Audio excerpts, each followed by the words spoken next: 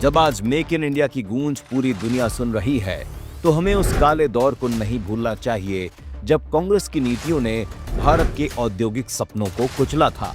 1950 से 1990 तक कांग्रेस ने देश को नियंत्रण और नौकरशाही की जंजीरों में जकड़े रखा।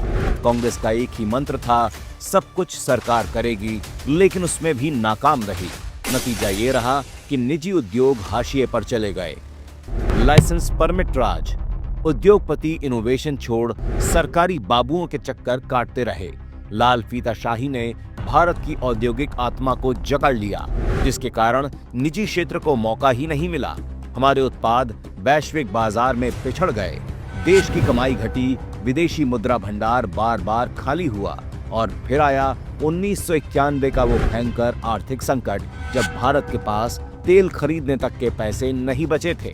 मजबूरी में 24 जुलाई 1991 को कांग्रेस को अपनी 40 साल की गलतियां माननी पड़ी। औद्योगिक लाइसेंस खत्म किए गए, एफडीआई की सीमा 51% तक बढ़ाई गई और सरकारी क्षेत्र की एक छत्र सत्ता को कम किया गया। लेकिन ये सुधार मजबूरी में किए गए थे, न कि दूरदर्शिता को ध्यान में रखकर। जब 1990 के बाद देश को बिना तैयारी के विदेशी पूंजी के हवाले किया गया, तो श्री दत्तोपंत ठेंगड़ी और स्वदेशी जागरण मंच ने इसका डटकर विरोध किया। उन्होंने सच्ची स्वदेशी नीति की वकालत की। आज जब भारत मेक इन इंडिया के साथ विश्व में अपनी ताकत दिखा रहा है, हमें याद रखना होगा, कांग्रेस की गलत नीतियों ने हमें दशकों पीछे धकेला, लेकिन अब स्वदेशी की ताकत और आत्मनिर्भर भारत का सपना हमें नई ऊंचाइयों पर ले जाएगा, जो भारत को विकसित राष्ट्र बनाएगा।